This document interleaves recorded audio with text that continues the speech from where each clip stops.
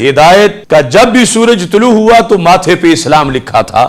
آج جس وقت عرف میں ہم بولتے ہیں اپنا تعارف کرواتے ہوئے، ہم کہتے ہیں ہم تو داتا صاحب کے دین پر ہیں، ہم کوئی نئے تو نہیں، ہم تو صدیوں سے ہیں، یا ہم تو امام اعظم کے دین پر ہیں، ہم اتنا ہمارا تسلسل ہے، یعنی ہم امت کی فصل کی کوئی ہم جڑی بوٹیاں نہیں، ہم تو مکی مدنی پنیری ہیں۔ یہ دیکھ لو مجدد دین و ملت امام احمد رضا فاضل بریلوی کو دیکھ لو، حضرت مجدد الفیسانی کو دیکھ لو، امام فضلہ خیر آبادی کو دیکھ لو، پیچھے جا کے خواجہ غریب نواز کو دیکھ لو، داتا گنج بخش حجویری کو دیکھ لو، بابا فرید کو دیکھ لو، تو یہ جن کا پیچھے ہے کچھ نہیں، وہ کہتے ہیں یہی باتیں تو مکہ کے مشرک بھی کرتے تھے کہ ہم تو اپنے باپ دادا کے دین پر رہیں گے، باپ دادا کے دین پر رہیں گے، باپ دادا کے دین پر رہیں گے، آتے پڑھ پڑھ کے سناتے ہیں۔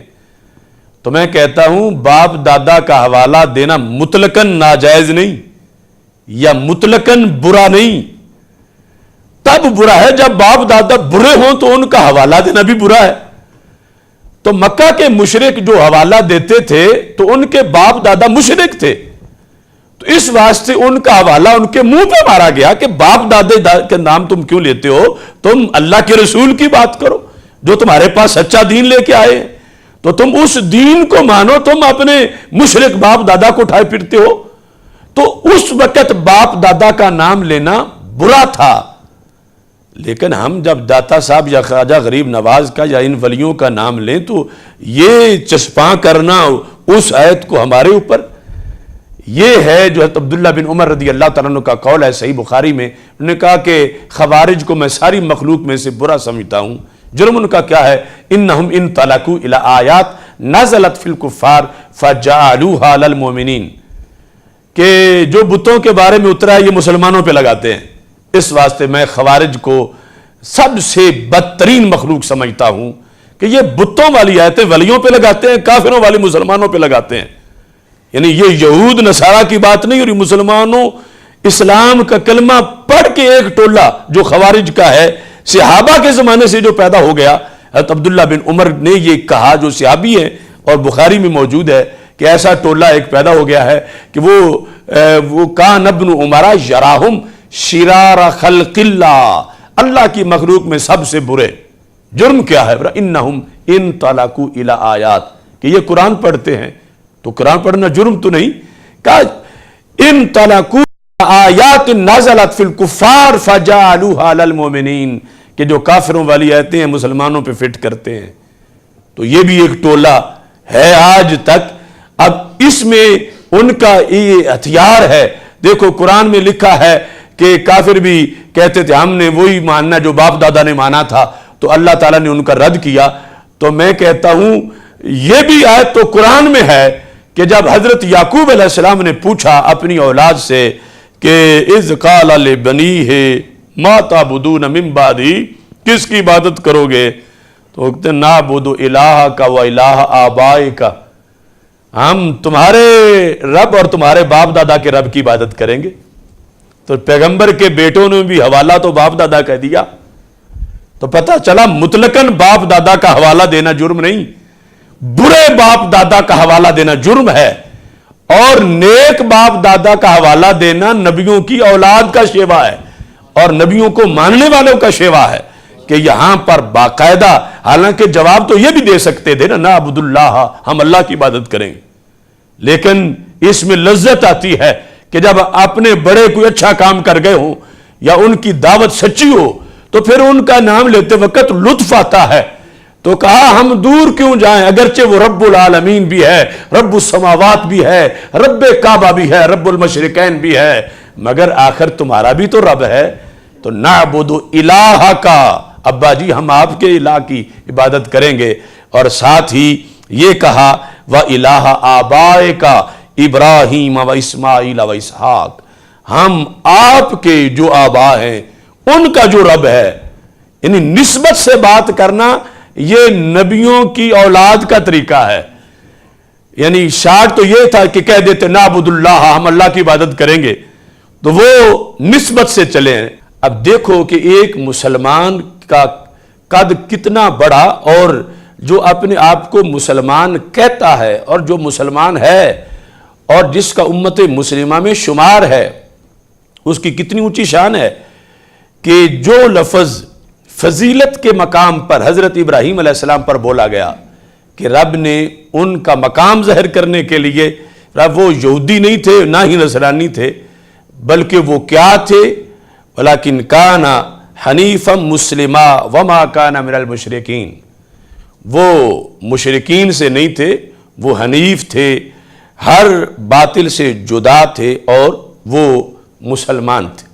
مَا كَانَ إِبْرَاهِيمُ يَهُودِيًّا، Ibrahim was neither a Jew nor a Christian، وہ نہ جو تھے نہ کرسچن تھے، but he was مسلم، وہ ایک مسلم تھے۔ پوری امت مسلمہ کو یہ سمجھنا چاہیے کہ ہمیں کبھی بھی للچائی ہوئی نظروں سے یہود نصارہ کی طرف نہیں دیکھنا چاہیے، بلکہ یہ دیکھنا چاہیے کہ رب نے ہمیں کتنی اونچی شان عطا فرمائی۔ جو لوگ اپنے آپ کو آج عیسائی کہلاتے ہیں، یعنی ان کا قرآن و سنت میں ذکر لفظ نصرانی کے ساتھ ہے کہ یہ ان کا قرآن و سنت میں نام ہے کہ نصرانی۔ عیسائی ان کا قرآن و سنت میں نام نہیں ہے۔ اللہ نے فرمایا وَرَضِيتُ لَكُمُ الْإِسْلَامَ دِينًا، میں نے تمہارے لیے اسلام کو بطور دین پسند کیا ہے۔ تو ہمارے دین کا نام اتنا بڑا ہے کہ گزشتہ انبیاء کا تعارف بھی اسی لفظ سے ہوا۔ بھٹکے ہوئے آہو کو پھر سوئے حرم لے چل، اس شہر کے خوگر کو پھر اس وقت صحرا دے یا رب۔ بسم اللہ الرحمن الرحیم، ان الدین عند اللہ الاسلام، صدق اللہ العظیم وصدق رسولہ النبی الکریم الامین، ان اللہ وملائکتہ یصلون علی النبی یا ایہا الذین آمنوا صلوا علیہ وسلموا تسلیما۔ الصلاة والسلام علیکہ یا سیدی یا رسول اللہ وعلی آلک واصحابک یا حبیب اللہ، مولاي صلی وسلم دائما ابدا علی حبیبک خیر الخلق کلہم، منزہ عن شریک فی محاسنہ فجوہر الحسن فیہ غیر منقاسم، محمد تاج رسل اللہ قاطبۃ، محمد صادق الاقوال والکلم، محمد ذکرہ روح لانفسنا، محمد شکرہ فرد علی الامم، رب صلی وسلم دائما ابدا علی حبیبک خیر الخلق کلہم۔ سامعین و ناظرین، حضرات و خواتین، اور اس حال میں موجود حاضرین، رب ذوالجلال کے فضل اور توفیق سے اقامت دین پروگرام میں آج پھر ہم حاضر ہیں۔ میری دعا ہے رب ذوالجلال ہفتہ وار سلسلہ اقامت دین کو بطریق احسن ہمیں چلانے کی توفیق عطا فرمائے۔ آج اس سلسلہ کا یہ تیسرا پروگرام ہے اور اس کا موضوع ہے حقیقت اسلام۔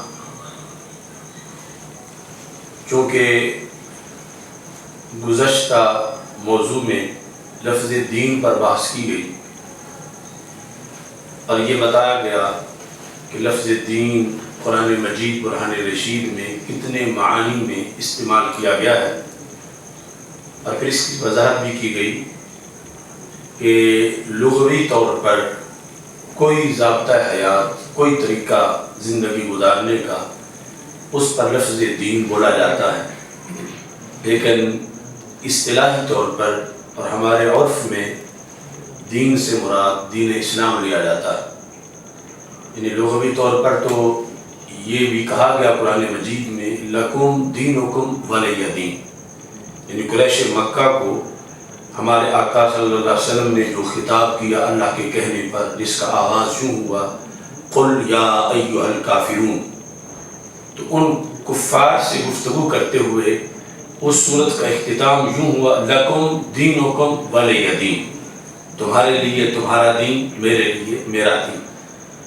تو اس بنیاد پر ان کا طریقہ جو 100% غلط طریقہ تھا، اس پر بھی لغوی طور پر لفظ دین بولا گیا، لیکن لفظ دین ہمارے عرف میں یا اصطلاحی طور پر جب بھی بولا جاتا ہے قرآن مجید کے دیگر مقامات پر، تو دین سے مراد دین اسلام لیا جاتا ہے، جو کہ سارے ادیان سے جامع ہے، سب سے کمپریہنسو، کامل ہے، اور اللہ کا پسندیدہ دین ہے، جس پر ہمیشہ کے لیے اخروی نجات کا مدار ہے۔ یہ جو دین اسلام ہے، اس میں اب لفظ دین سے آگے ہم لفظ اسلام پر گفتگو کرتے ہیں، چونکہ خالق کائنات جل جلالہ نے واضح طور پر فرما دیا ان الدین عند اللہ الاسلام۔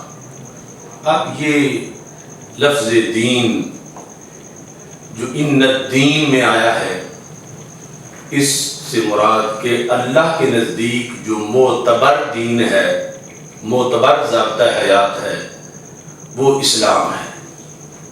اور رب ذوالجلال نے خود فرمایا وَرَضِيتُ لَكُمُ الْإِسْلَامَ دِينًا، میں نے تمہارے لیے اسلام کو بطور دین پسند کیا ہے۔ یہ اللہ کی پسند ہے، اور اللہ تعالیٰ کی توفیق سے یہ ہمیں فضیلت حاصل ہے کہ اسلام کی دولت ہمارے پاس ہے۔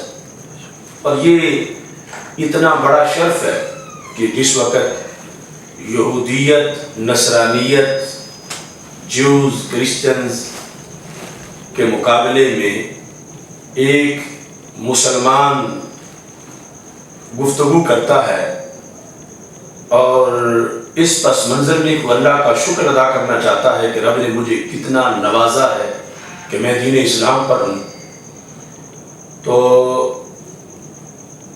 اس لفظ سے جو دین اسلام سے لفظ کسی ذات کے لیے بنتا ہے، وہ تو ایک ضابطہ ہے۔ جس ذات کو یہ ضابطہ ملے اور وہ اسے قبول کیے ہوئے ہو، دل سے مان چکا ہو، زبان سے اقرار کر چکا ہو، تو اس پر پھر لفظ مسلم بولا جاتا ہے، جس کو ہمارے اردو اور پنجابی میں مسلمان سے تعبیر کیا جاتا ہے۔ تو مسلم عمومی طور پر یعنی عربی زبان کا لفظ جو اردو پنجابی میں بھی استعمال ہوتا ہے، اور انگلش میں بھی اسی سے کے لفظ کو استعمال کیا جاتا ہے۔ اس کے اندر پنجابی میں اور اردو میں ہم ایک دوسرا لفظ بھی استعمال کرتے ہیں، وہ ہے مسلمان۔ عربی گرامر کے لحاظ سے جو جب مسلم کو تثنیہ بنایا جائے، یعنی دو ایسی افراد جو دولت اسلام سے مالا مال ہیں، اس کو کہیں گے مسلمان، جمع ہوگا مسلمون، اور اس مسلمون کو ہی آگے عمومی طور پر کیونکہ نسبی حالت خفیف ہوتی ہے تو مسلمین کہا جاتا ہے، عامت المسلمین، اسی مسلمون کو پھر مسلمین کے ساتھ تعبیر کیا جاتا ہے۔ لیکن یہ جو لفظ مسلمان ہے، اگر ہم عربی پس منظر لیں تو پھر اس کو مسلمان دو ذاتوں پر بولا جانا چاہیے، جبکہ ہم اس کو ایک بندے پر بولتے ہیں۔ تو اس سے پتہ چلا کہ یہ ہماری بولی کا ایک اپنا لفظ ہے۔ عربی کے مسلم کی اگر یہ تثنیہ ہو تو پھر اس کو ایک شخصیت پر نہیں، پھر کم جس کو دو پر اس کا اطلاق ہوگا۔ بہرحال جب شرف اور عظمت کی بات ہو رہی تھی تو ایک موقع پر یہود اور نصارہ حضرت ابراہیم علیہ السلام کے بارے میں جب وہ گفتگو کر رہے تھے تو قرآن مجید برہان رشید نے اس گفتگو کا ذکر کیا اور ان کے دعوے کو رد کیا۔ وہ کہتے تھے کہ حضرت ابراہیم علیہ السلام معاذ اللہ یہودی ہیں، جیوز کہتے تھے یہودی ہیں، کرسچن کہتے تھے وہ نصرانی ہیں۔ تو اب کسی نبی کا، جس طرح بلا تشبیہ و تمثیل آج کوئی بڑی شخصیت کسی پارٹی میں ہوتی ہے تو اس پارٹی کا قد بڑھ جاتا ہے، تو یہود اپنا قد بڑھانے کے لیے اتنے عظیم پیغمبر کو یہودی کہہ کر اپنا قد بڑھانا چاہتے تھے، اور نصارہ ان کو نصرانی کہہ کے اپنا قد بڑھانا چاہتے تھے۔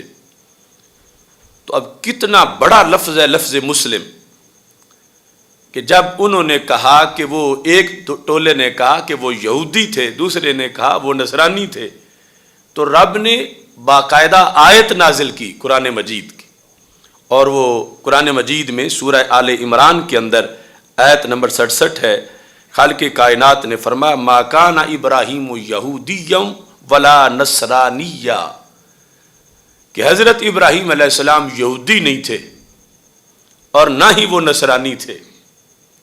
صرف یہ نفی بھی ہمارے لیے بہت بڑا اعزاز تھا کہ ہمارے مقابل جو انہیں اپنے ساتھ شمال کرنا چاہتے ہیں اور رب نے نفی کر دی ہے، تو نفی بھی کافی تھی، لیکن آگے رب نے جو وہ ہیں وہ بھی بیان کیا۔ فرمایا وہ نہ یہودی ہیں نہ نصرانی ہیں، ما کان ابراہیم یہودیا ولا نصرانیا ولکن کان حنیفا مسلما، کہ نہ یہودی ہیں نہ نصرانی ہیں، بلکہ وہ ہر باطل سے جدا مسلمان تھے۔ وہ یہودی نہیں تھے، نصرانی بھی نہیں تھے، حنیف کا معنی ہر باطل سے جدا، ولیکن کان حنیفا مسلما، وہ ہر باطل سے جدا مسلمان تھے۔ اب دیکھو کہ ایک مسلمان کا قد کتنا بڑا، اور جو اپنے آپ کو مسلمان کہتا ہے اور جو مسلمان ہے اور جس کا امت مسلمہ میں شمار ہے، اس کی کتنی اونچی شان ہے کہ جو لفظ فضیلت کے مقام پر حضرت ابراہیم علیہ السلام پر بولا گیا کہ رب نے ان کا مقام ظاہر کرنے کے لیے، رب وہ یہودی نہیں تھے نہ ہی نصرانی تھے، بلکہ وہ کیا تھے؟ ولیکن کان حنیفا مسلما وما کان من المشرکین، وہ مشرکین سے نہیں تھے، وہ حنیف تھے، ہر باطل سے جدا تھے، اور وہ مسلمان تھے۔ اب یہ یعنی جب اور نیشنز کے اندر آپس میں بحث ہوتی تھی کہ کسی بڑے سے بڑے کو اپنی طرف منسوب کرنے کی، تو لفظ اسلام ایسا ہے اور لفظ مسلم ایسا ہے کہ اس کو ہمیشہ عظمت کے وقت اس لفظ مسلم کو اختیار کیا گیا اور اسے واضح طور پر بیان کیا گیا۔ ما کان ابراہیم یہودیا، ابراہیم واز نائدر اے جیو نار اے کرسچن، وہ نہ جو تھے نہ کرسچن تھے، بٹ ہی واز مسلم، وہ ایک مسلم تھے، ٹوٹلی وہ مکمل مسلم تھے، اور he was an upright Muslim, وہ حنیف تھے، مسلم تھے۔ تو اس سے یعنی ایک تو قیامت تک کے لیے اس امت کو یہ ماضی کے پس منظر سے بھی سہارا ملا، بہت بڑا سہارا، کہ آج اگر کوئی کٹیا میں ہو، کوئی پھٹے پرانے کپڑوں میں ہو، کوئی کسی طرح کی ناداری میں ہو، تو یہ دنیا تو چند زندگی ہے، لیکن اس کا مسلم ہونا اس کا کتنا بڑا اعزاز ہے کہ جو ایک پیغمبر کے تعارف میں، اور پیغمبر بھی وہ جو رب کے خلیل ہیں، ان کے لحاظ سے خالق کائنات جل جلالہ نے جو تعارف میں یہ فرمایا کہ وہ مسلم تھے، اس پر آج پوری امت مسلمہ کو یہ سمجھنا چاہیے کہ ہمیں کبھی بھی للچائی ہوئی نظروں سے یہود نصارہ کی طرف نہیں دیکھنا چاہیے، بلکہ یہ دیکھنا چاہیے کہ رب نے ہمیں کتنی اونچی شان عطا فرمائی۔ تو اس کے حضرت ابراہیم علیہ السلام کے لحاظ سے جو فرمایا گیا کہ وہ یہودی نہیں تھے اور نصرانی نہیں تھے، یہ جو لوگ اپنے آپ کو آج عیسائی کہلاتے ہیں، یعنی ان کا قرآن و سنت میں ذکر لفظ نصرانی کے ساتھ ہے کہ یہ ان کا قرآن و سنت میں نام ہے کہ نصرانی. عیسائی ان کا قرآن و سنت میں نام نہیں ہے. کہ فرمایا وہ حضرت ابراہیم علیہ السلام نہ یہودی تھے نہ نصرانی تھے، بلکہ وہ کیا تھے؟ حنیف مسلم. یہ ان کو جامع تعارف ان کا رب ذوالجلال نے بیان کیا. اب اس میں ایک اسلام سے جب مسلم بنتا ہے اس میں بھی ایک اس کا لغوی معنی ہے اور ایک اس کا اصطلاحی معنی ہے. یہ دین اسلام بے شک ہمارا دین ہے، یعنی اس آخری امت کا دین ہے، اور یہ دین یعنی سب سے پہلے اللہ کا پسندیدہ دین ہے، اور وہ دین کے جو حضرت محمد مصطفیٰ صلی اللہ علیہ وسلم لے کر آئے ہیں. لیکن یہ اتنا خوشبو والا لفظ ہے اور اتنا بڑا لفظ ہے، اور حق پرستوں کی ترجمانی میں اتنی اس میں وسعت ہے کہ سارے انبیاء علیہ السلام کے دین کو جب اللہ نے بیان کیا اور ان کے حق ماننے والوں کو بیان کیا تو وہاں بھی لفظ اسلام آیا، وہاں بھی لفظ مسلم آیا. اگرچہ دین اسلام کے پیغمبر حضرت محمد مصطفیٰ صلی اللہ علیہ وسلم آپ پیغمبر اسلام ہیں، آپ بانی اسلام ہیں، آپ اسلام لانے والے ہیں، لیکن یہ پہلی امتوں کے اندر بھی جب حق پرستی کو بیان کیا گیا یا حق پرست کو بیان کیا گیا تو اس وقت بھی لفظ اسلام اور لفظ مسلم ہی کو، بلکہ نبیوں کے تعارف میں بھی اسی لفظ کو استعمال کیا جاتا رہا. تو لغوی طور پر اس کا معنی ہوتا ہے مطیع ہو جانا، جھک جانا، کسی کے سامنے جھک جانا اور اس کی اطاعت کو قبول کر لینا. یہ لفظ اسلام لغوی ہے. اور اس میں یہ ہوتا ہے مثال کے طور پر جہاد میں اسلامی فوج نے حملہ کیا تو ایک بندہ مسلمانوں کے سامنے، مسلمانوں کی حکومت کے سامنے، امیر المومنین کے سامنے وہ جھک گیا ہے، یعنی وہ باغی نہیں ہے، سرکش نہیں ہے.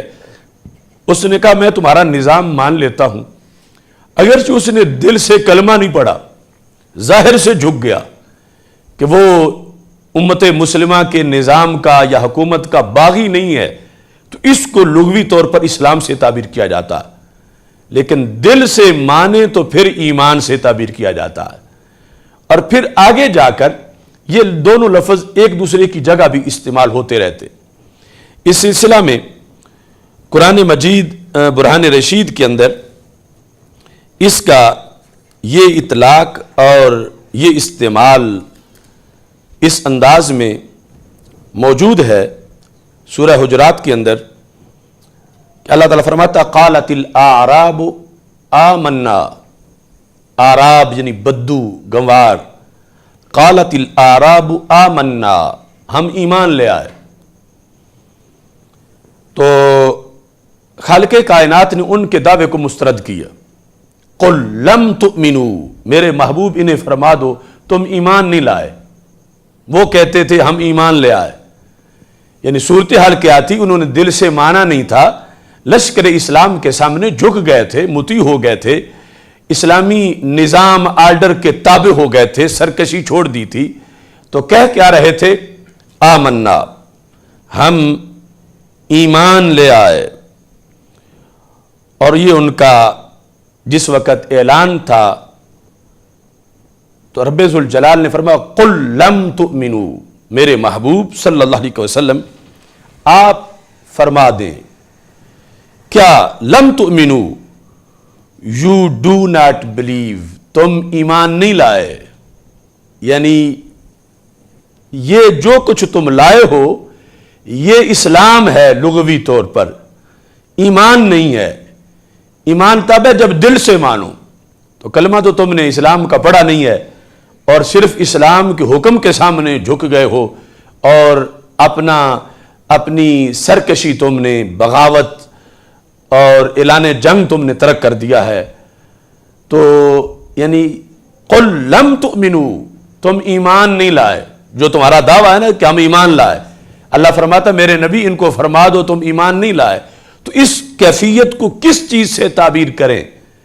تو خالق کائنات نے فرمایا کہ انہیں کو یہ لفظ بولیں وَلَٰكِنْ قُولُوا أَسْلَمْنَا، لیکن تم یہ کہو ہم اسلام لائے ہیں۔ تو اب یہاں جب ظاہر ہے کہ ایک چیز کی نفی کی جا رہی ہے اور دوسری کا اثبات کیا جا رہا ہے تو پھر دونوں میں فرق ہے، چونکہ جب ایک ہی چیز ہو تو پھر یا تو دونوں کی نفی ہونی چاہیے یا دونوں کا اثبات ہونا چاہیے۔ تو قرآن کہتا ہے انہیں کو تم ایمان نہیں لائے بلکہ تم اسلام لائے ہو۔ اب سے پتہ چلا کہ پھر لغوی طور پر ان میں فرق ہے، ایمان اور چیز کا نام ہے اور اسلام اور چیز کا نام ہے، چونکہ ایک کی نفی کی جا رہی ہے اور ایک کا اثبات کیا جا رہا ہے، اور ہے قرآن، اور یہ قرآن کی شان ہے کہ یہ ہمیں لغت سے لے کر اقامت دین تک ہر مسئلہ سمجھاتا ہے۔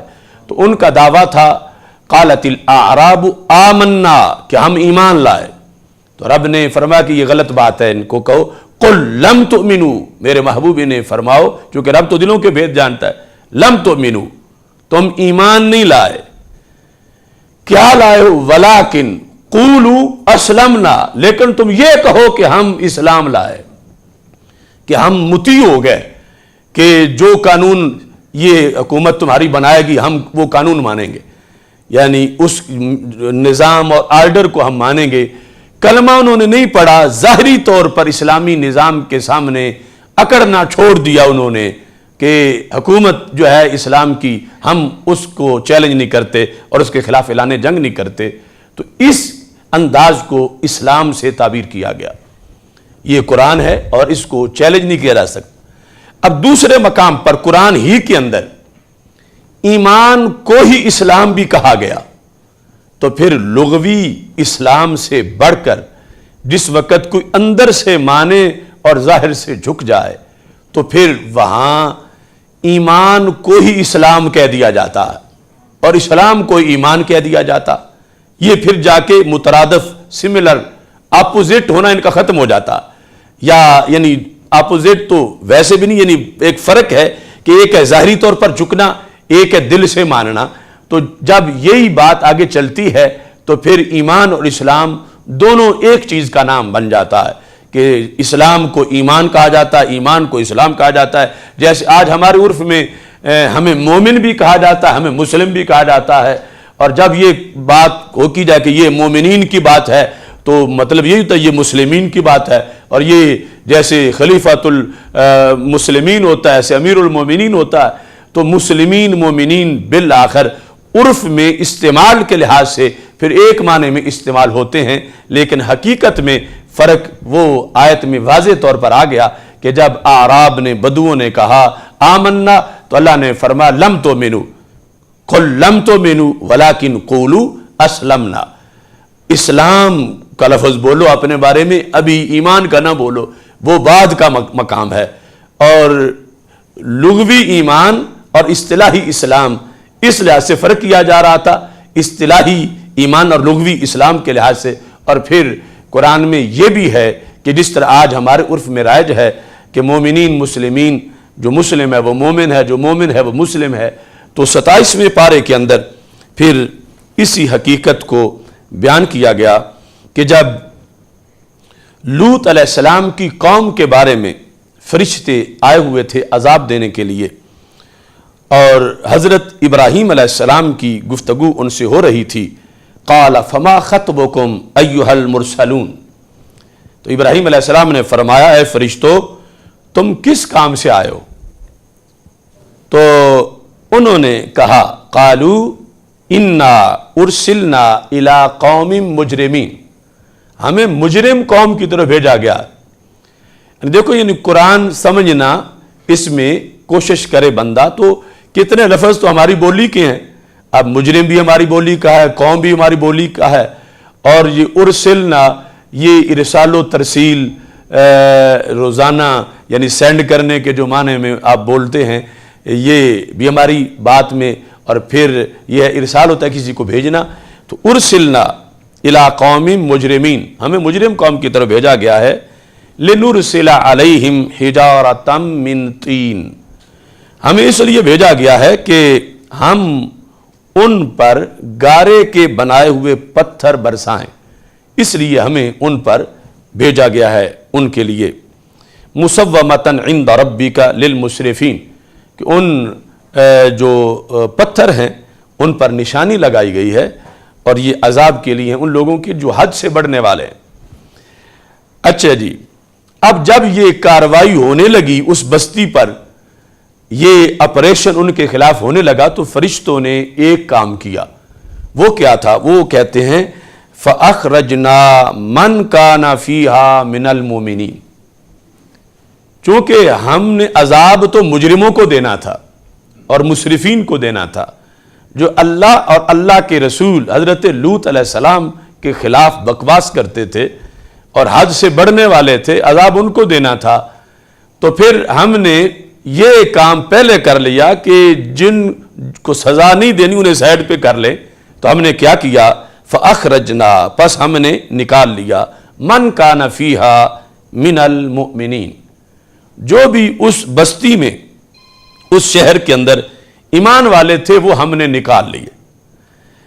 فَمَا وَجَدْنَا فِيهَا غَيْرَ بَيْتٍ مِّنَ الْمُسْلِمِينَ، اب یہ پچھلی آیت میں مومنین ہے، اگلی میں مسلمین ہے، اور بات ایک ہی قسم کے لوگوں کی ہے کہ جو لوط علیہ السلام کو ماننے والے ہیں، رب کی توحید ماننے والے ہیں، اپنے نبی کی رسالت ماننے والے ہیں، انہیں قرآن ایک بار مسلمین کہتا ہے، دوسری بار مومنین کہتا ہے۔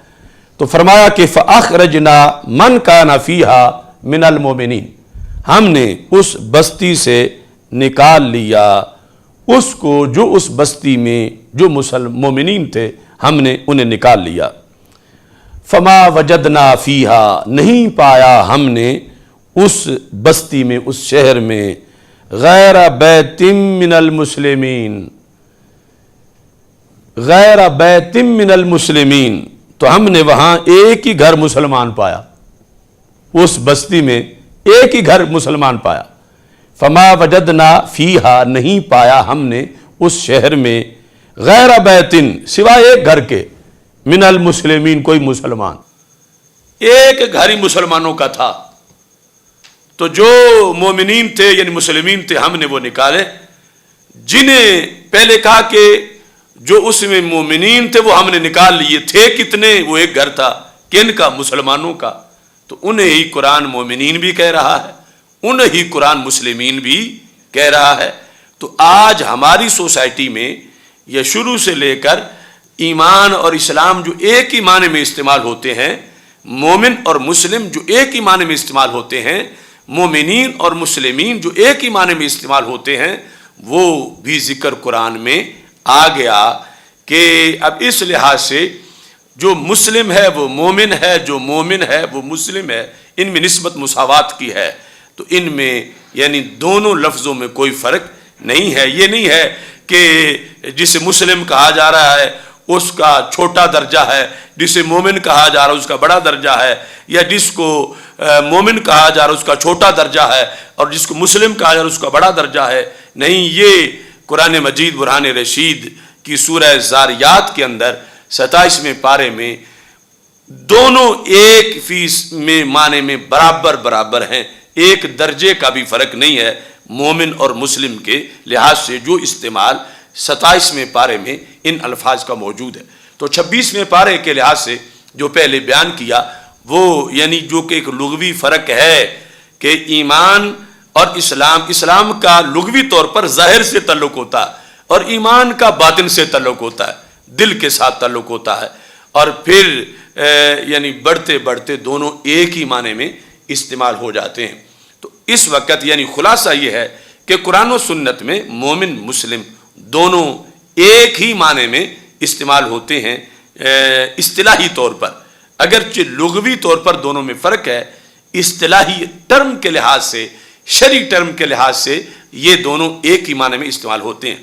اس میں کچھ لوگ جو رافضیت والے ہیں وہ اپنے آپ کو مومنین کہہ کر کوئی علیحدہ اصطلاح بنانا چاہتے ہیں، تو ان کا یہ بنانا قرآن کی اس مقام کے خلاف ہے، کیونکہ قرآن مجید کے 27ویں پارے میں مومن مسلم میں کوئی فرق نہیں کیا گیا، بلکہ دونوں ایک ہی معنی کے اندر استعمال ہیں، اور یہ پورے دین میں پوری کتاب میں سنت میں اسی پر پھر آگے ساری گفتگو کی جاتی ہے۔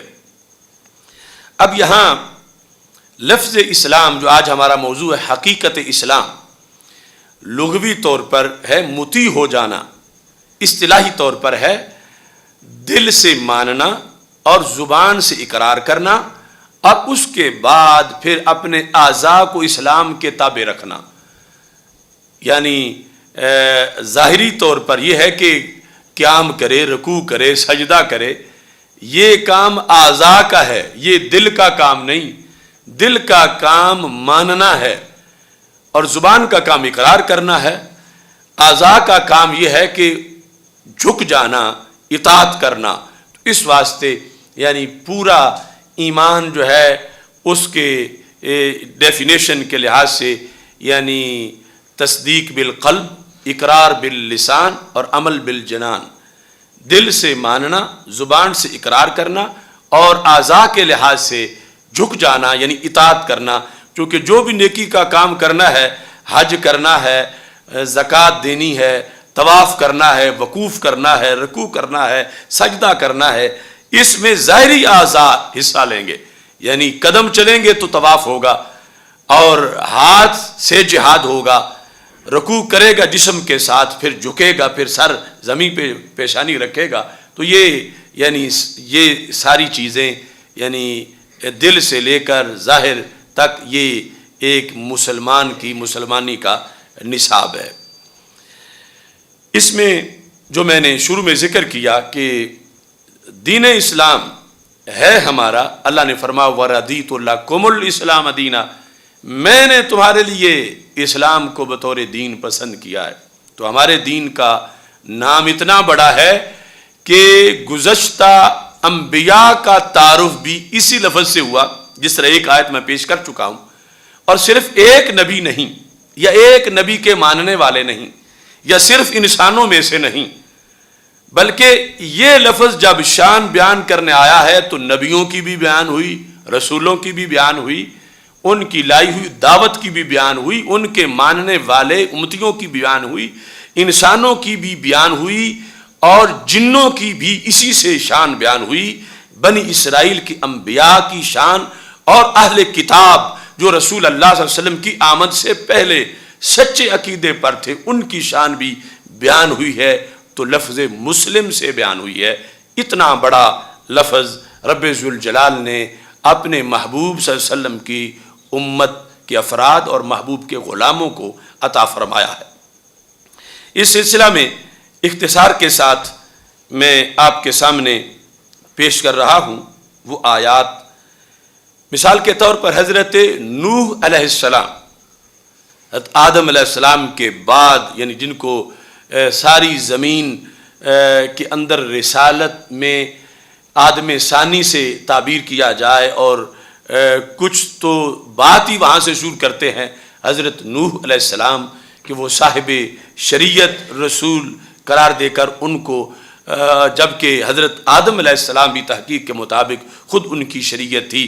بہرحال حضرت نوح علیہ السلام کا نسل انسانی کے اندر بہت بڑا سٹیٹس ہے۔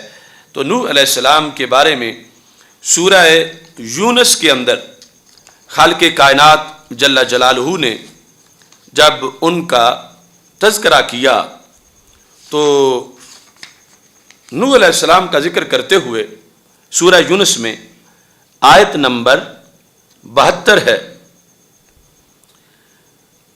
حضرت نوح علیہ السلام نے جب اپنی قوم سے خطاب کیا اور انہیں فرمایا فَإِن تَوَلَّيْتُمْ، اگر تم پھر جاؤ، یعنی مجھ سے بے وفائی کرو، میرا کلمہ نہ پڑھو، اگر تم پھر جاؤ، فَمَا سَأَلْتُكُم مِّنْ أَجْرٍ، تو میں نے تم سے کسی اجرت کا سوال نہیں کیا، میں تجھ سے کچھ اجرت نہیں مانگتا،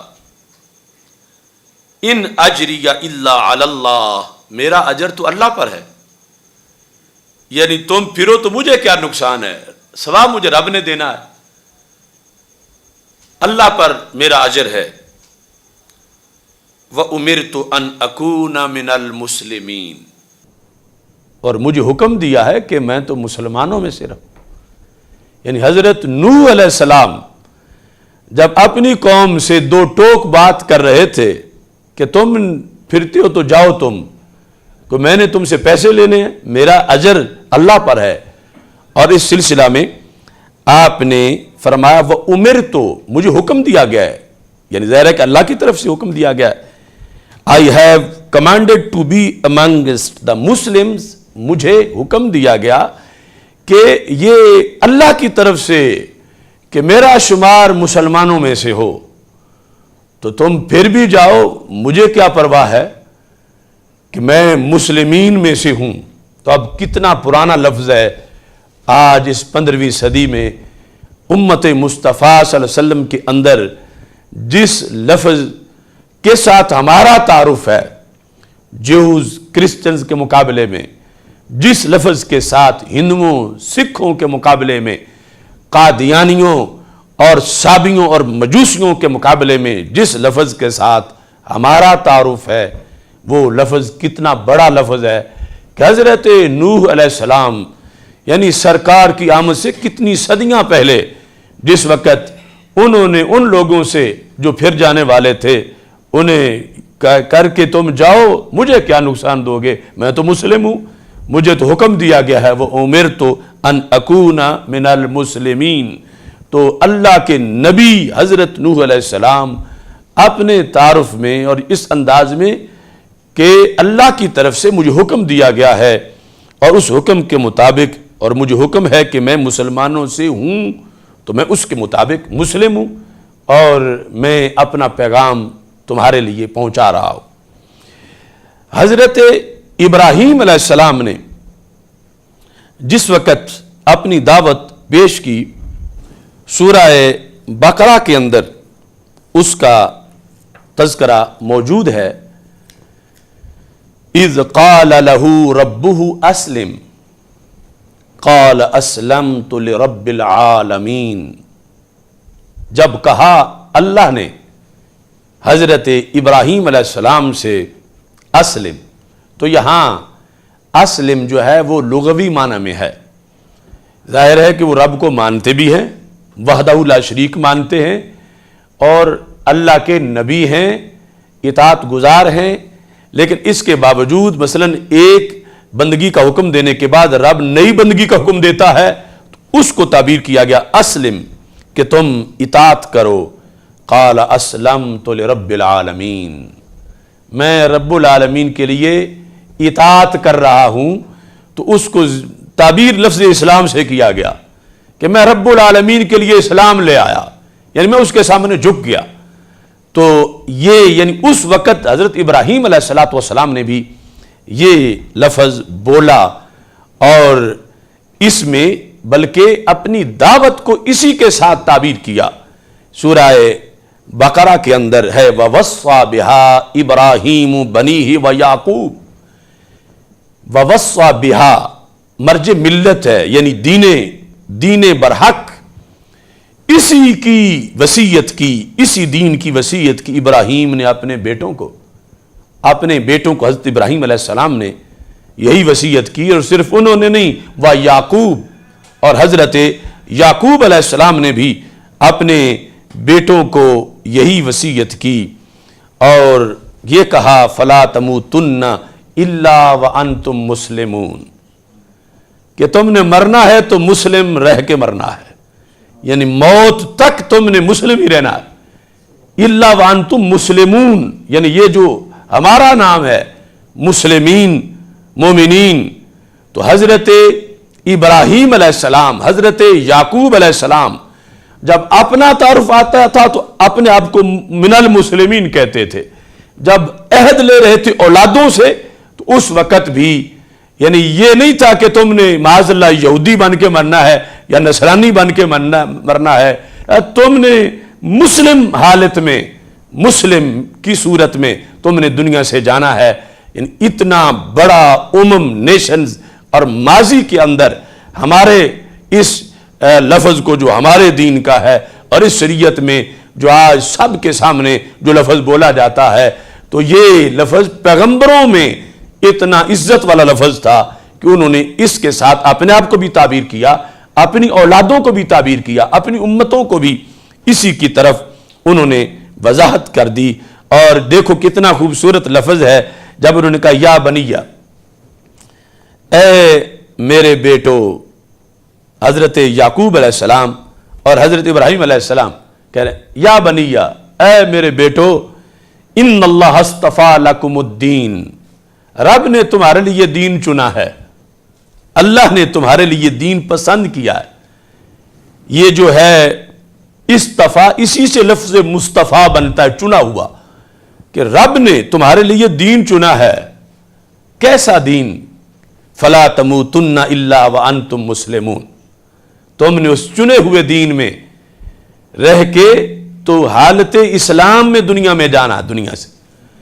تو اس سے پتہ چلا کہ اس وقت جو نجات انسانیت کے قوانین تھے، اگرچہ سارے نہیں تھے، کچھ تھے، اور اس اسلام نے ان کو برقرار رکھا اس آخری دین کی شکل میں۔ لیکن ہدایت کا جب بھی سورج طلوع ہوا تو ماتھے پہ اسلام لکھا تھا، یعنی اس وقت وہ انبیاء علیہم السلام اپنی آل کو تبلیغ کر رہے ہیں کہ رب نے تمہارے لیے دین چنا ہے، فلا تموتن الا وانتم مسلمون، کہ تم نے اسلام ہی کی حالت میں رہنا ہے زندہ، اور اسلام ہی کی حالت میں، مسلم حالت میں تم نے دنیا سے جانا ہے۔ بلکہ رب ذوالجلال حضرت یعقوب علیہ السلام کا جب علیحدہ ذکر اسی کے بعد کرتا ہے تو اللہ تعالیٰ فرماتا ام کنتم شہداء اذ حضر یعقوب الموت، کیا تم اس وقت حاضر تھے کہ جب یعقوب علیہ السلام کے پاس موت کا وقت آیا تھا؟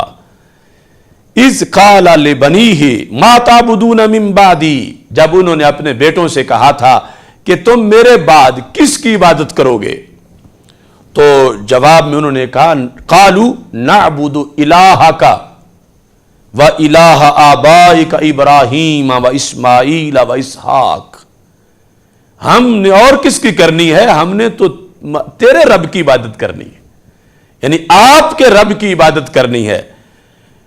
جا رہے ہیں دنیا سے یعقوب علیہ السلام، اور یہ بڑا اہم وقت ہے کہ اپنی امت کو، بیٹوں کو پیغام دے کر، بالخصوص اذ قال لبنیہ، جب انہوں نے اپنے بیٹوں سے کہا ما تعبدون من بعدی، من بعدی یعنی میرے وصال کے بعد کس کی عبادت کرو گے؟ قالوا، انہوں نے کہا نعبد الہک، ہم تیرے الہ کی عبادت کریں گے، یعنی ابا جی آپ کے الہ کی، وَإِلَٰهَ آبَائِكَ، آپ کے باپ دادا کے الہ کی۔ کون آبا؟ ابراہیم و اسماعیل و اسحاق، ان سب کا جو رب ہے ہم اسی کی عبادت کریں گے۔ الہ واحدہ، جو ایک معبود ہے، وَنَحْنُ لَهُ مُسْلِمُونَ، پھر لفظ اسلام آیا، مسلم آیا، ہم تو اسی کے لیے جھکنے والے ہیں۔ یعنی دیکھو کہ کتنے اہم مقامات پر اس لفظ کو بولا گیا۔ عہد و پیمان پیغمبر اپنی اولادوں سے لے رہے ہیں، اور بات ختم ہوتی ہے تو مسلم پہ ختم ہوتی ہے کہ اس شان میں تم نے جینا ہے، اس شان میں تم نے رہنا ہے۔ اور یہاں ضمناً یہ بات کر دوں، اگرچہ موضوع وہ جدا ہے، کہ آج جس وقت ہمارے عرف میں ہم بولتے ہیں، اپنا تعارف کرواتے ہوئے ہم کہتے ہیں ہم تو داتا صاحب کے دین پر ہیں، ہم کوئی نئے تو نہیں، ہم تو صدیوں سے ہیں، یا ہم تو امام اعظم کے دین پر ہیں، ہم اتنا ہمارا تسلسل ہے، یعنی ہم امت کی فصل کی کوئی ہم جڑی بوٹیاں نہیں، ہم تو مکی مدنی پنیری ہیں۔ یہ دیکھ لو مجدد دین و ملت امام احمد رضا فاضل بریلوی کو دیکھ لو، حضرت مجدد الف ثانی کو دیکھ لو، امام فضلہ خیر آبادی کو دیکھ لو، پیچھے جا کے خواجہ غریب نواز کو دیکھ لو، داتا گنج بخش حجویری کو دیکھ لو، بابا فرید کو دیکھ لو، تو یہ جن کا پیچھے ہے کچھ نہیں، وہ کہتے ہیں یہی باتیں تو مکہ کے مشرک بھی کرتے تھے کہ ہم تو اپنے باپ دادا کے دین پر رہیں گے، باپ دادا کے دین پر رہیں گے، باپ دادا کے دین پر رہیں گے، آتے پڑھ پڑھ کے سناتے ہیں۔ تو میں کہتا ہوں باپ دادا کا حوالہ دینا مطلقاً ناجائز نہیں یا مطلقاً برا نہیں، تب برا ہے جب باپ دادا برے ہوں تو ان کا حوالہ دینا بھی برا ہے. تو مکہ کے مشرک جو حوالہ دیتے تھے تو ان کے باپ دادا مشرک تھے، تو اس واسطے ان کا حوالہ ان کے منہ پہ مارا گیا کہ باپ دادے کے نام تم کیوں لیتے ہو، تم اللہ کے رسول کی بات کرو جو تمہارے پاس سچا دین لے کے آئے، تو تم اس دین کو مانو، تم اپنے مشرک باپ دادا کو اٹھائے پھرتے ہو. تو اس وقت باپ دادا کا نام لینا برا تھا. لیکن ہم جب داتا صاحب یا خواجہ غریب نواز کا یا ان ولیوں کا نام لیں تو یہ چسپاں کرنا اس آیت کو ہمارے اوپر، یہ ہے جو حضرت عبداللہ بن عمر رضی اللہ تعالیٰ عنہ کا قول ہے صحیح بخاری میں. انہوں نے کہا کہ خوارج کو میں ساری مخلوق میں سے برا سمجھتا ہوں. جرم ان کا کیا ہے؟ انہم ان طلقوا الی آیات نزلت فی الکفار فجعلوها للمؤمنین، کہ جو بتوں کے بارے میں اترا ہے یہ مسلمانوں پہ لگاتے ہیں. اس واسطے میں خوارج کو سب سے بدترین مخلوق سمجھتا ہوں کہ یہ بتوں والی آیتیں ولیوں پہ لگاتے ہیں، کافروں والی مسلمانوں پہ لگاتے ہیں. یعنی یہ یہود نصارہ کی بات نہیں، اور یہ مسلمانوں اسلام کا کلمہ پڑھ کے ایک ٹولہ جو خوارج کا ہے صحابہ کے زمانے سے جو پیدا ہو گیا. حضرت عبداللہ بن عمر نے یہ کہا جو صحابی ہیں اور بخاری میں موجود ہے کہ ایسا ٹولہ ایک پیدا ہو گیا ہے کہ وہ کان ابن عمرہ یراہم شرار خلق اللہ، اللہ کی مخلوق میں سب سے برے. جرم کیا ہے؟ انہم ان طلقوا الی آیات، کہ یہ قرآن پڑھتے ہیں. تو قرآن پڑھنا جرم تو نہیں، کہا ان طلقوا آیات نازلت فی الکفار فجعلوها للمؤمنین، کہ جو کافروں والی آیتیں ہیں مسلمانوں پہ فٹ کرتے ہیں. تو یہ بھی ایک ٹولہ ہے آج تک. اب اس میں ان کا یہ ہتھیار ہے. دیکھو قرآن میں لکھا ہے کہ کافر بھی کہتے تھے ہم نے وہی ماننا جو باپ دادا نے مانا تھا، تو اللہ تعالیٰ نے ان کا رد کیا. تو میں کہتا ہوں یہ بھی آیت تو قرآن میں ہے کہ جب حضرت یعقوب علیہ السلام نے پوچھا اپنی اولاد سے کہ اذ قال لبنیہ ما تعبدون من بعدی، کس کی عبادت کرو گے؟ تو کہتے ہیں نعبد الہک و الہ آبائک، ہم تمہارے رب اور تمہارے باپ دادا کے رب کی عبادت کریں گے. تو پیغمبر کے بیٹوں نے بھی حوالہ تو باپ دادا کہہ دیا. تو پتہ چلا مطلقاً باپ دادا کا حوالہ دینا جرم نہیں، برے باپ دادا کا حوالہ دینا جرم ہے. اور نیک باپ دادا کا حوالہ دینا نبیوں کی اولاد کا شیوا ہے اور نبیوں کو ماننے والوں کا شیوا ہے. کہ یہاں پر باقاعدہ، حالانکہ جواب تو یہ بھی دے سکتے تھے نا نعبد اللہ، ہم اللہ کی عبادت کریں گے، لیکن اس میں لذت آتی ہے کہ جب اپنے بڑے کوئی اچھا کام کر گئے ہوں یا ان کی دعوت سچی ہو تو پھر ان کا نام لیتے وقت لطف آتا ہے. تو کہا ہم دور کیوں جائیں، اگرچہ وہ رب العالمین بھی ہے، رب السماوات بھی ہے، رب کعبہ بھی ہے، رب المشرقین بھی ہے، مگر آخر تمہارا بھی تو رب ہے. تو نعبد الہ کا، ابا جی ہم آپ کے الہ کی عبادت کریں گے. اور ساتھ ہی یہ کہا وَإِلَٰهَ آبَائِكَ ابراہیم و اسماعیل و اسحاق، ہم آپ کے جو آبا ہیں ان کا جو رب ہے. یعنی نسبت سے بات کرنا یہ نبیوں کی اولاد کا طریقہ ہے. یعنی شاٹ تو یہ تھا کہ کہہ دیتے نعبد اللہ، ہم اللہ کی عبادت کریں گے، تو وہ نسبت سے چلے ہیں. کہنے لگے نعبد الہ کا و الہ آبائے کا، ہم آپ کے الہ کی عبادت کریں گے اور جو آپ کے آبا کا الہ ہے اس کی ہم عبادت کریں گے. آپ کے آبا کا الہ، تو یہ یعنی کتنی نسبتیں ہیں. یعنی پہلے تو آپ، پھر آپ کے آبا، پھر آبا کا الہ، ہم اس کی عبادت کریں گے. تو یہ طریقہ جو رب تک جانے کا ہے سورسز کے ذریعے سے، یہ امام احمد رضا بریلوی نے گڑا نہیں ہے، یہ طریقہ شروع سے نبیوں سے چل کے آیا ہے. یعنی اس نسبت سے بات کرنا رب تک پہنچنے کے لیے، تو وہ باقاعدہ یعنی یہ سورہ بقرہ کے اندر قرآن مجید برہان رشید میں یہ آیت نمبر 32-33 اس کے اندر اسی انداز میں یہ تذکرہ موجود ہے کہ رب ذوالجلال کے انبیاء علیہ السلام کی بات ہو رہی ہے.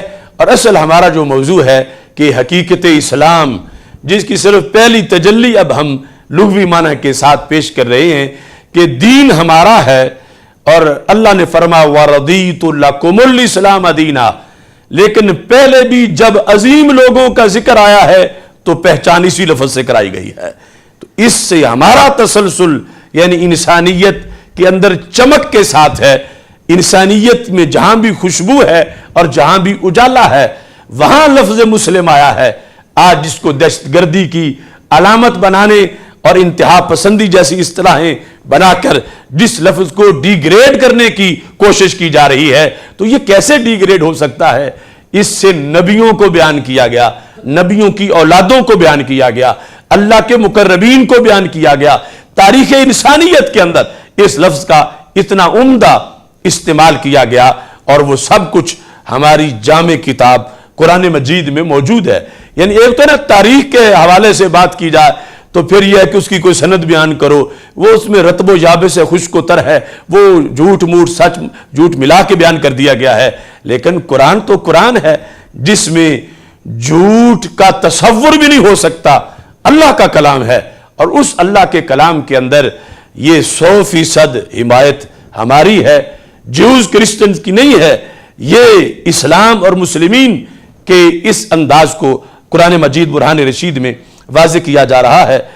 آپ نے سن لیا حضرت نوح علیہ السلام، حضرت ابراہیم علیہ السلام، حضرت یعقوب علیہ السلام، اور ایسے ہی حضرت لوط علیہ السلام، جو میں نے پہلے لغوی بحث میں جس کا سمجھایا تو انہوں نے بھی یعنی بتاتے ہوئے کہ فرشتوں نے یہ کہا فَأَخْرَجْنَا مَنْ كَانَ فِيهَا مِنَ الْمُؤْمِنِينَ فَمَا وَجَدْنَا فِيهَا غَيْرَ بَيْتٍ مِنَ الْمُسْلِمِينَ۔ اس وقت بھی نجات پانے والوں کا نام مسلمان تھا کہ فرشتوں نے کہا ہم نے ویسے تو پتھر برسا دیے شہر پر، کوئی نہیں بچا، اگر بچا ہے تو مسلمان بچا ہے، اور وہ ایک گھر تھا ہم نے وہ نکال لیا۔ تو اس میں نجات کی علامت کون بنا؟ مسلم۔ اسلام اور اس فضیلت کے ساتھ جو متصف ہیں ان کو اس وقت بھی عذاب کے اندر سے نکال لیا گیا۔ اس کے ساتھ حضرت یوسف علیہ السلام کا تذکرہ جو سورہ یوسف میں ہمیں ملتا ہے، وہاں پر بھی خالق کائنات جل جلالہ نے اس انداز میں ان کا تعارف کروایا۔ سورہ یوسف آیت اس میں 13ویں پارے کے اندر آیت نمبر 101 ہے۔ حضرت یوسف علیہ السلام اللہ کی حمد اور اللہ کا شکر بجا لانے کے لیے ذکر کرتے ہیں، رب تو نے مجھے کیا کیا دیا؟ پھر رب قد آتیتنی من الملک، ایک تو رب تو نے مجھے سلطنت دی۔ تو یہ بھی پتا چلا کہ سلطنت والا ہونا یہ کوئی دنیا داری نہیں ہے۔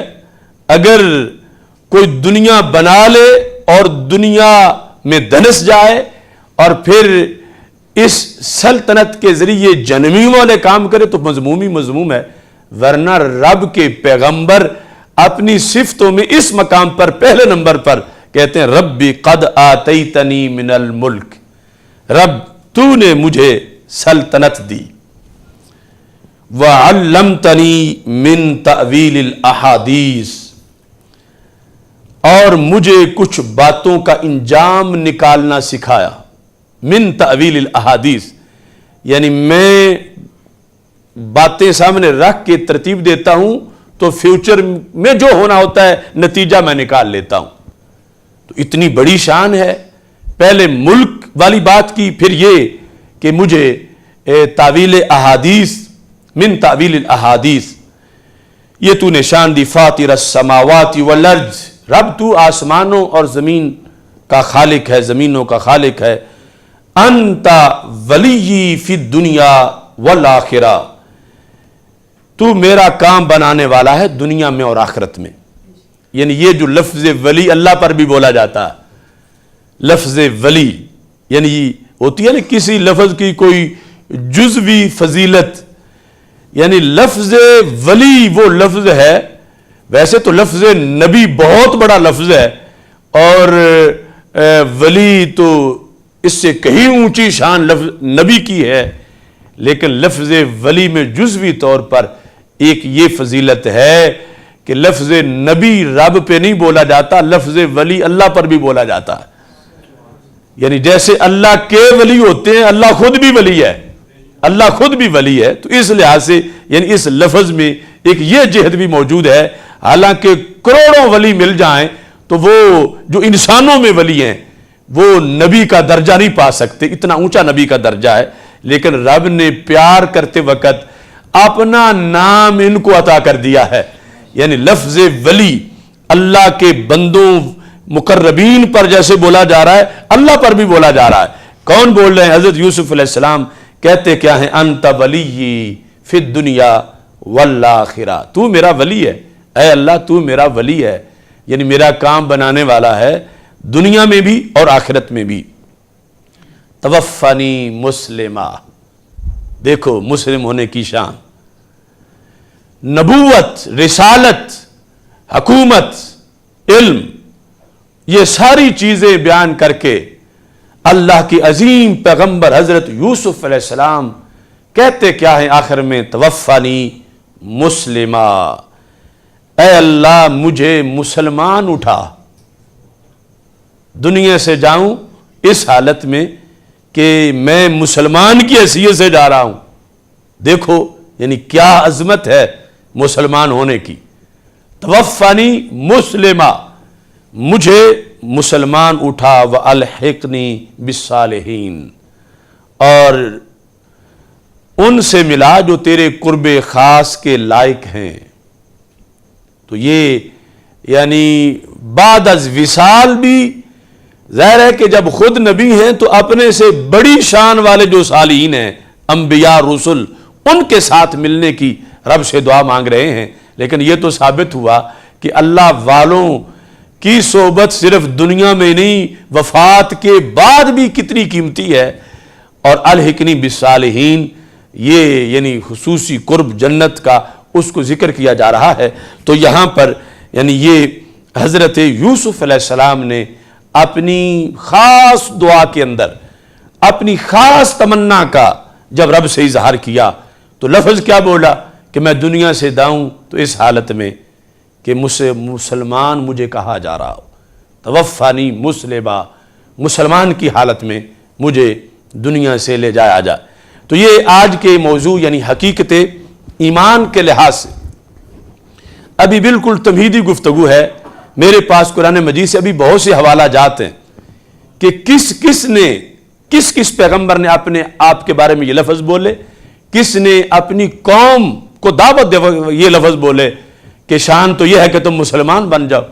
یعنی یہ الفاظ بولے گئے. اور پھر جنوں کے لحاظ سے اور دیگر مخلوقات کے لحاظ سے چونکہ ہمارا وقت محدود ہے اور آج شروع ہوتے ہوئے جو ہمارے پروڈیوسر ہیں ان کی تاخیر کی وجہ سے تاخیر ہوئی.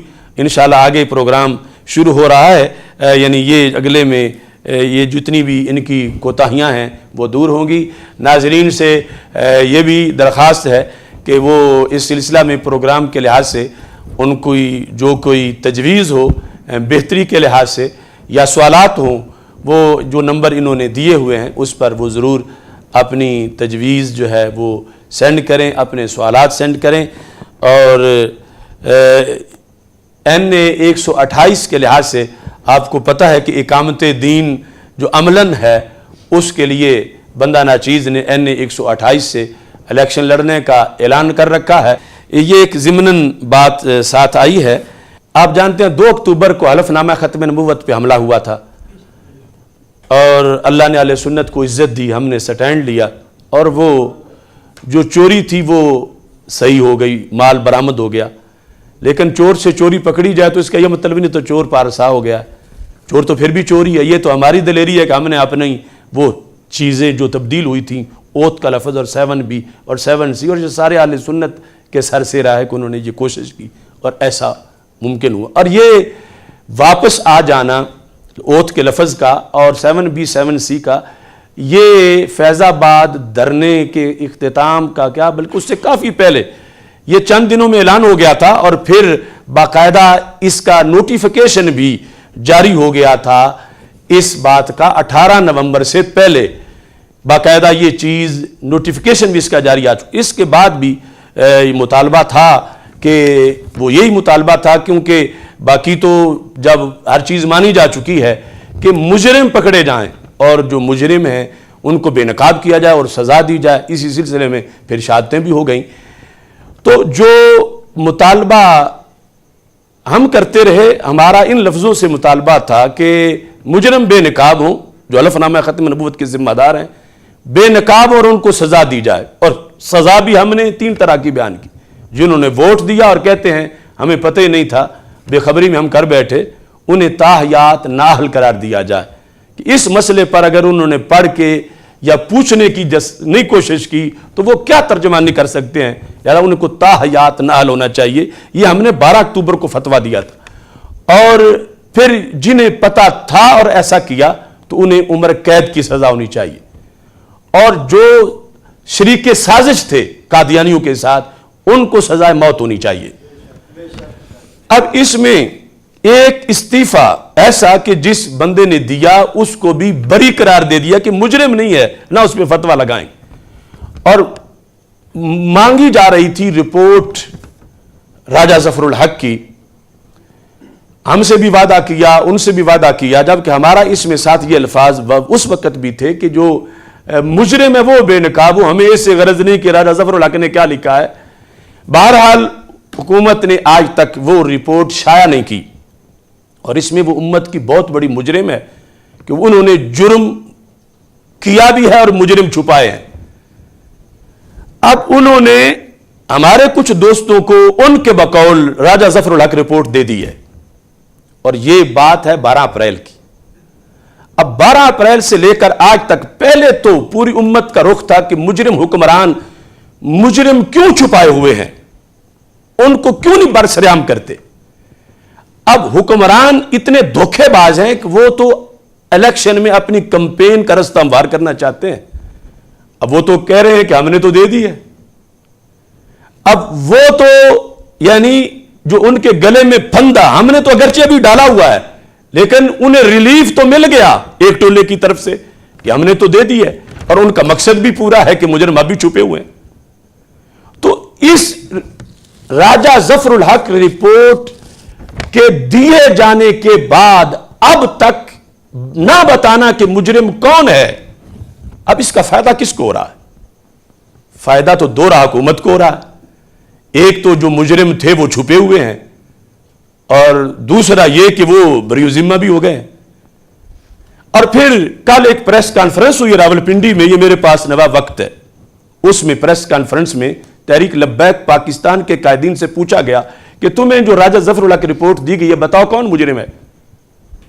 اور یہ تو اب دیکھو نا, جس پوری قوم 2 اکتوبر سے جن کی تلاش میں تھی, تو یہ اگر ملی ہے تو فوراً 12 کو پہلا کام یہی ہونا چاہیے تھا کہ یہ مجرم ہے اور اب ان کو سولی پہ چڑھاؤ یا ان کو یہ سزا دو. اب اس کا جواب سنو. مجھے رونا بھی آیا اور مجھے ہنسی بھی بڑی آئی کہ کیا مذاق ہو رہا ہے. پوچھا گیا کہ راجہ ظفر الحق رپورٹ میں کس کا نام لکھا گیا ہے, کون ہے. اب دن کتنے گزر گئے, یہ تو اگر 12 اپریل کو انہیں ملی تھی تو 5 منٹ کے بعد بھی اسی پریس کانفرنس میں بتا سکتے تھے, لیکن جواب یہ ملا ہے, یہ نوائے وقت پہ لکھا ہے کہ راجہ ظفر الحق رپورٹ کے مطالعے کے بعد میڈیا کو آگاہ کر دیا جائے گا. راجہ ظفر الحق رپورٹ کے مطالعے کے بعد میڈیا کو آگاہ کر دیا جائے گا. تو اتنا یہ غیر ضروری مسئلہ ہے کہ اب تک اتنے دنوں میں مطالعہ کا ٹائم نہیں ملا.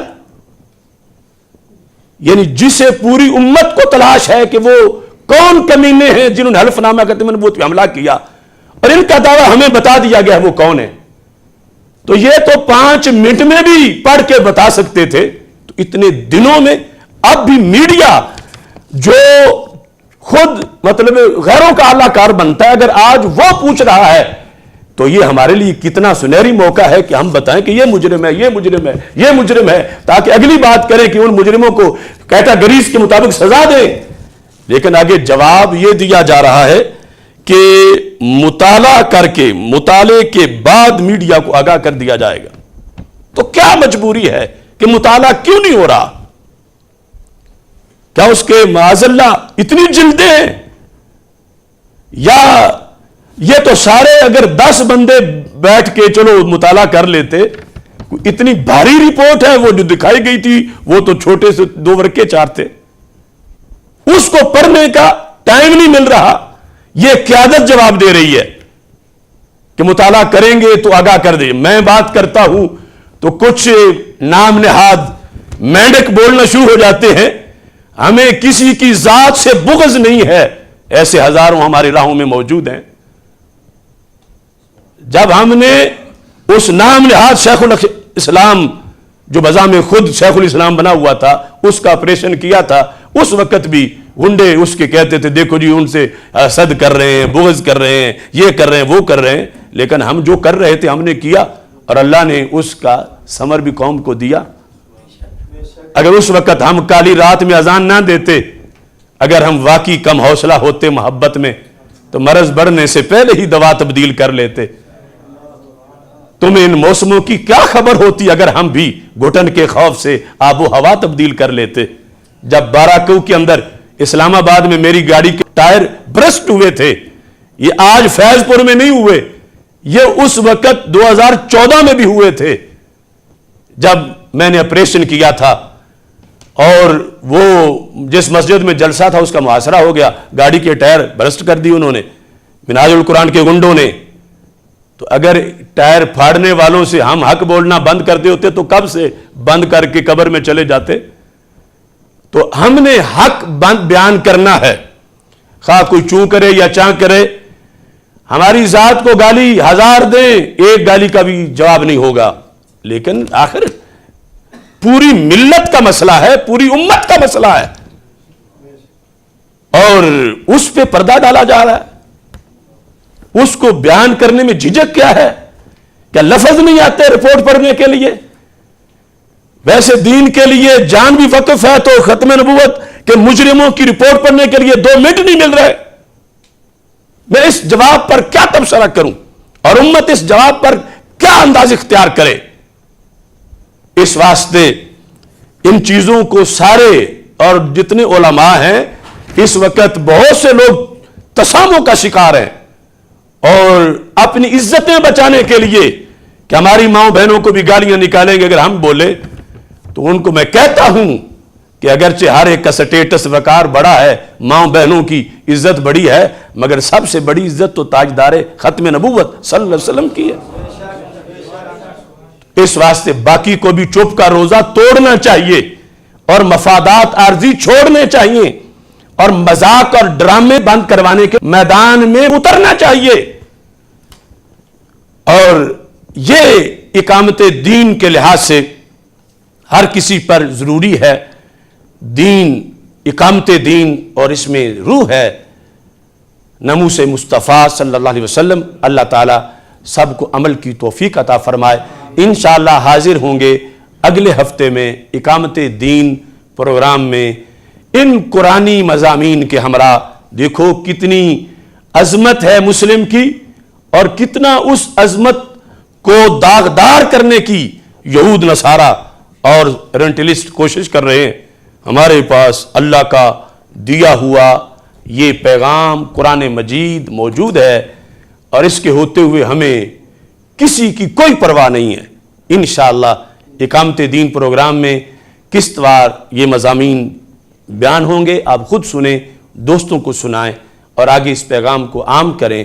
وآخر دعوایا ان الحمدللہ رب العالمین۔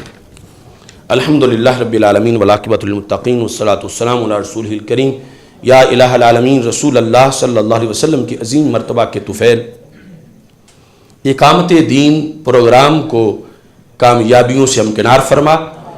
جتنے حاضرین ہیں، جتنے ناظرین ہیں، جتنے سامعین ہیں، حضرات و خواتین، سب کو اے اللہ اجر عظیم عطا فرما، اور ہمیں عملاً اقامت دین کی منزل پانے کی توفیق عطا فرما۔